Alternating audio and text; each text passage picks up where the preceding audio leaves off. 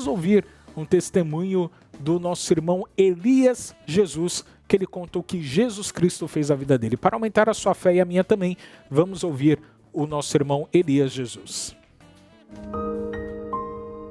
Em 2019, eu estava voltando para Jesus nesse período. Então, eu nasci na igreja, né, dentro da igreja, fui apresentado na igreja, mas em um determinado momento eu acabei me afastando dos caminhos do Senhor. Foi um momento que eu não fui feliz, então eu acabei voltando para a igreja em 2019, reconciliei com Cristo e tentei buscar uma nova vida em Jesus, sendo liberto, né, de mim e conhecendo a Cristo como único e suficiente Salvador da minha vida. Então em 2019 eu acabei conhecendo a minha esposa, hoje, né, antes noiva em 2019, a gente se conheceu, começou a orar a Deus e durante esse período eu estava me preparando para descer as águas batismais. E eu tomei algo para mim do meu pastor que ele falou. Na época ele disse, busque a sua experiência com Deus. Então eu orei nesse sentido, nesse favor, e eu pedi a minha experiência para Deus. Eu falei, Senhor, eu quero ter uma experiência contigo. Então em um determinado momento Deus me deu um sonho, eu desci as águas batismais, estava seguindo a minha vida com minha esposa, estávamos planejando casar no final de novembro de 2020.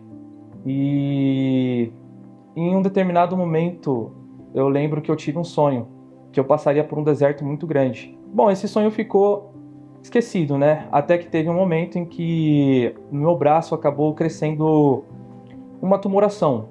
Então eu fui fazer alguns exames, apontou que era uma massa que normalmente ela era benigna e que era resolvido com uma cirurgia simples. E aí o médico falou para mim, olha, a gente pode operar, mas isso pode implicar no seu casamento. Isso era agosto de 2020. Ele falou que era uma cirurgia delicada que poderia cortar alguns tendões, alguns nervos e músculos, e que isso poderia afetar a minha mobilidade, que poderia atrapalhar um pouco o meu casamento. Eu falei, doutor, eu quero resolver logo isso porque está me incomodando, então a gente faz a cirurgia e resolve o problema. Em meados de 20 de novembro de 2020, meu casamento estava marcado para o dia 28 de novembro, era um sábado. Eu voltei ao consultório médico e o médico ele me deu a seguinte notícia, de que eu estava com câncer. Nesse momento, uma semana antes de casar, minha vida virou de cabeça para baixo. Bom, vamos fazer a cirurgia, doutora. Vou deixar nas mãos de Deus, é o Senhor que vai me operar. Eu lembro que eu fiz oração, a gente fez a cirurgia, deu tudo certo, e agora a gente só vai acompanhar as sequelas. Dito isso, eu saí com a certeza de que Deus tinha operado um grande milagre na minha vida.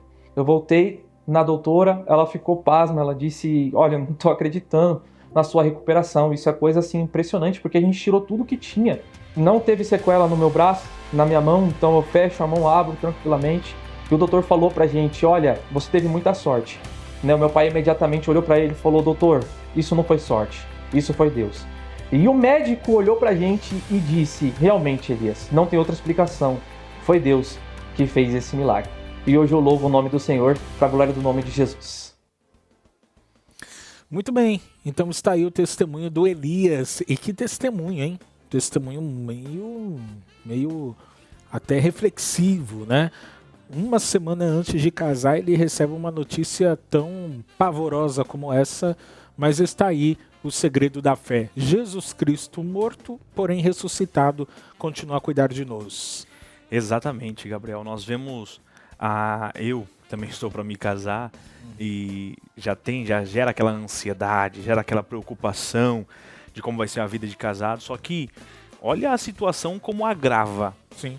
Imagina você recebendo um laudo de que aquela tumoração que cresceu ali se agrava a um câncer. Uma semana antes do casamento. Uma semana antes. E ele fala assim, não, doutor, vamos deixar na mão de Deus e vamos fazer. Porque aqui nós pregamos também como para que você seja um cidadão exemplar também. Para que você vá atrás da sua, não só da sua recuperação, mas você vai atrás também de entender a sua situação. De você se prevenir, se precaver. Porém, nós vemos que ele fez todos os passos, fez a cirurgia e o médico falou, a recuperação, nós demos um laudo ali de que não ia recuperar muito bem, de que ia perder movimento aqui e ali, dos tendões, iriam romper muita coisa, só que recuperação é essa? Vai prejudicar o casamento, né? O médico deixou bem claro, né? Bem claro. Só que como ele deixou na mão do Senhor, a resposta final foi, que sorte não.